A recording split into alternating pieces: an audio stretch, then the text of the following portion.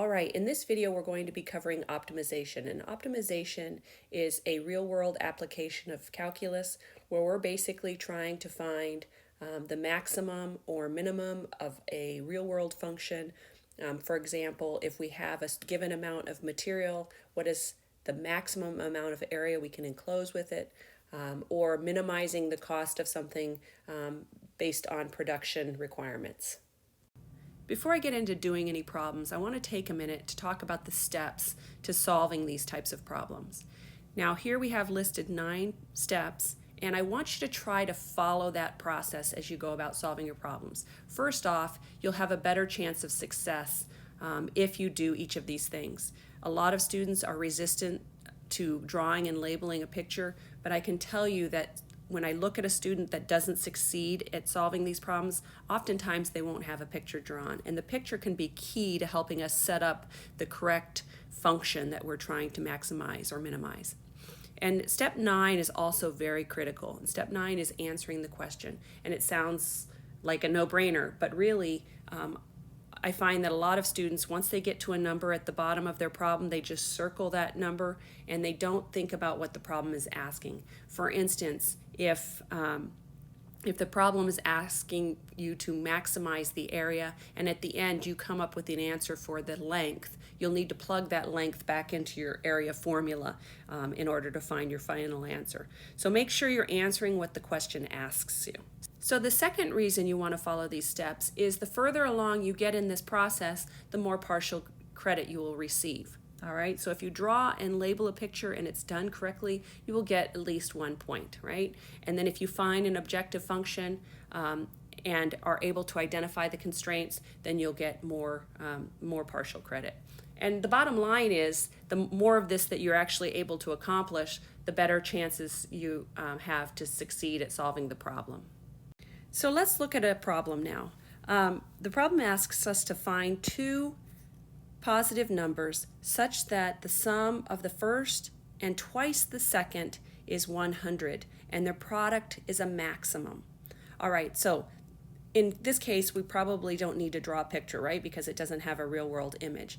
But we need to identify then your objective function first. So objective function is the thing that we want to maximize or minimize. So we have 2 positive numbers and we want to maximize their product, right? It says, and their product is a maximum. That keys me into thinking, okay, I want to maximize the product of 2 numbers, and that's my objective function. So write that down. My objective function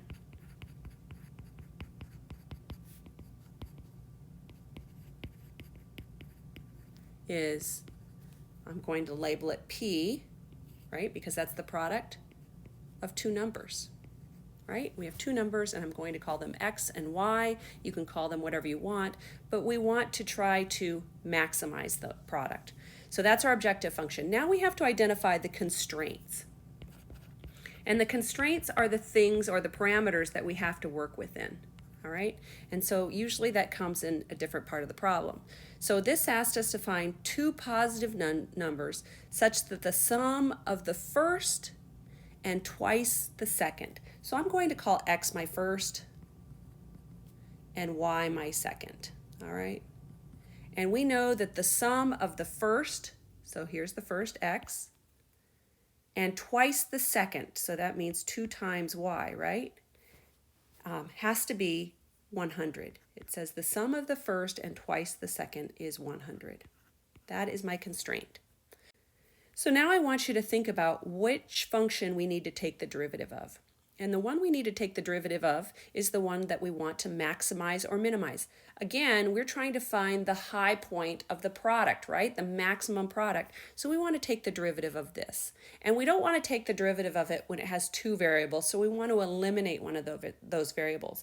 And that's what we use the constraint for. The constraint allows us to remove one of those variables. So I can either solve for X, or I can solve X in terms of Y or Y in terms of X at this point. So I'm just going to write X equals 100 minus 2Y. Again, I could solve for Y in terms of X and then use that instead. And I'm going to plug this in for X. Okay, so now I get the product is equal to 100 minus 2Y times y. And do you see what happens here? I'm going to distribute the y, so I get 100y minus 2y squared. And at this point, we want to think about the domain of this function. And really, this is a quadratic function, and so the domain is all reals, right? So y could be anything, really. We will do some other real-world problems where the domain actually has sort of a limited interval that makes it realistic, and I'll talk about that in the next example. But the next step then, the domain is all reals, so the next step is to find the critical points. And so I'm going to take the derivative, so p prime equals 100 minus 4y, and then the critical points, remember, occur where the first derivative is undefined or 0. There are no places where it's undefined, so I'm going to set this equal to 0, and then I'm going to solve for y. So I get 100 equals 4y, and that means y equals 25. All right, so y equals 25 is our only critical point, but we still have to test it, okay? So you can't just assume that it's going to give us a maximum product. So we can use either the first derivative test or the second derivative test. The other test that they mentioned was the closed interval test, and we cannot use that one because we don't have a closed interval. All reals work for this, so we have to use either the first derivative test or the second derivative test. I'm going to use the first derivative test, so I pick a number on the left side of 25, and I'm going to pick 0. That seems reasonable. And I pick 0 because it's easy to work with, and I'm plugging that into the first derivative. Remember, we plug it into the first derivative to find out if it's increasing or decreasing on that side of 25. So when I plug 0 in, I get 100 minus 4 times 0. So actually, I'm going to get a positive number. So that means it's increasing on this side of 25. Let's just make sure, I'm assuming it's going to be decreasing on this side of 25, but let's make sure that at 26, that it's decreasing. So if I plug 26 in, I'm going to get negative 4 times 26, which I know is a number that's larger than 100, so I'm going to have a negative value. All right, and so we can see at 25 we have a max. So now we're on to step 9, and step 9 says to answer the question. So I want to just make sure that I know what they're asking. I don't want to just circle 25 as my answer, right? So it's asking us for 2 positive numbers such that the sum of the first and the twice the second is 100. So I need to not only find y, but I also need to find x, right? So I can do that by plugging in y equals 25, and I get x equals 100 minus 2 times 25. So that gives me 100 minus 50, which is 50. All right, so x equals 50. So my 2 numbers are 25 and 50. Notice that if I had just circled 25, that I would only have half the answer, and so it would be wrong. All right, for this second problem, it's a little more real world, right? We have 45 square meters of material to build a box, and the box has a square base and no top. And we want to determine the dimensions of the box that will maximize the enclosed volume, so maximize the volume of the box.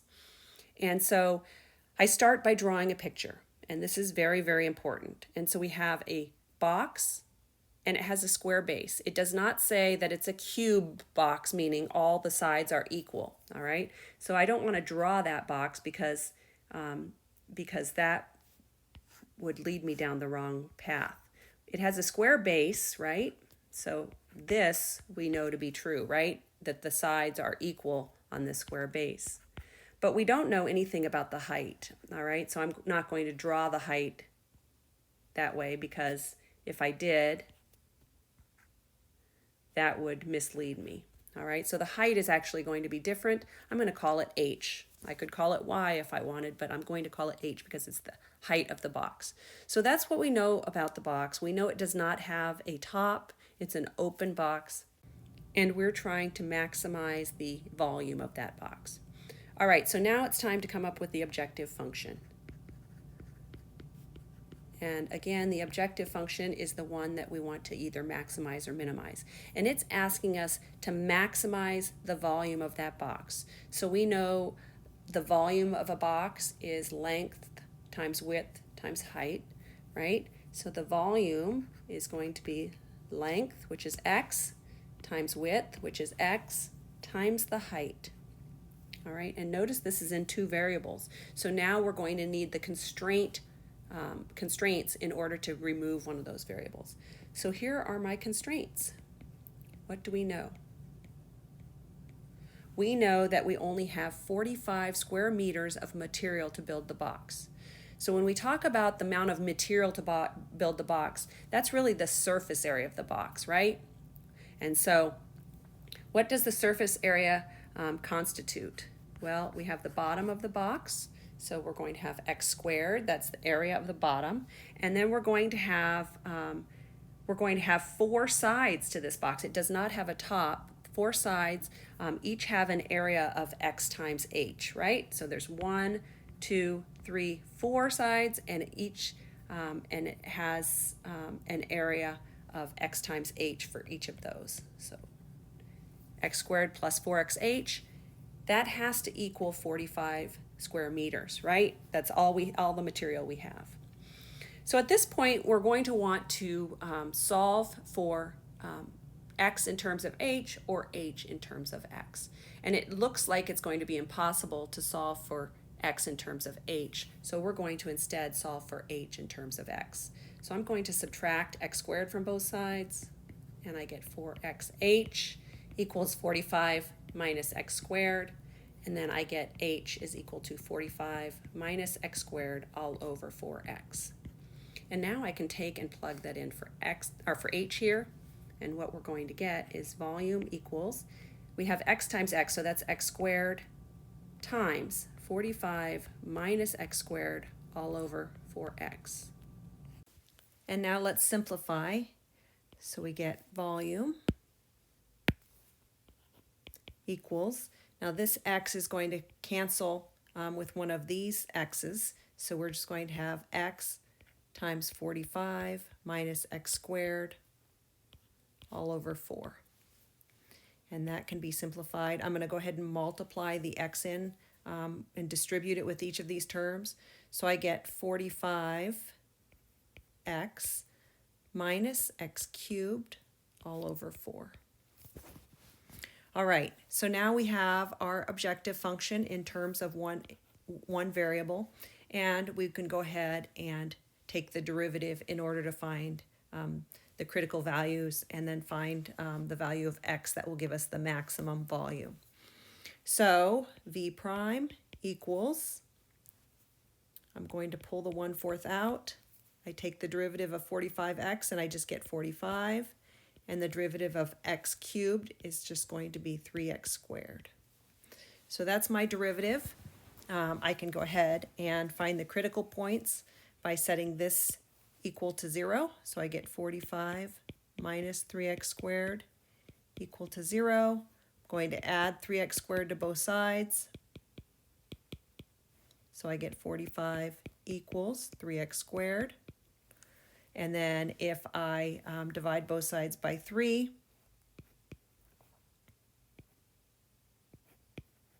I get x squared equals 15.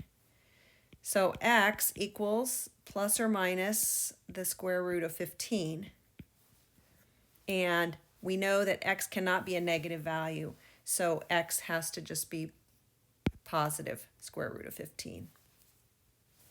So we can go ahead and erase that. So x equals the square root of 15 is my critical value. Let's make sure that that gives us a maximum volume. So I'm going to go ahead and put the square root of 15 on a number line. And I want to test a number that is less than the square root of 15 into my first derivative. All right, so let's go ahead and pick 0. And then I want to pick a number on the right side of the square root of 15. And since the square root of 15 is just less than 4, let's go ahead and choose 4 to test as well. So remember, we're testing them in the first derivative here. So if I plug in a 0 for x, I'm going to get 45 minus 0 is going to give me a positive number, and then times 1/4 is still positive, all right? So we know it's increasing until the square root of 15. And when I take 4 and plug it into the first derivative, I'm going to have -3 times 16, which is going to give me a value that is bigger than 45. So that tells me that what's in the parentheses is going to be negative. And when I multiply it times positive 1/4, I'm still going to get a negative value. So remember, this is the first derivative test, and this tells us that at the square root of 15, we have a max, don't we? Okay?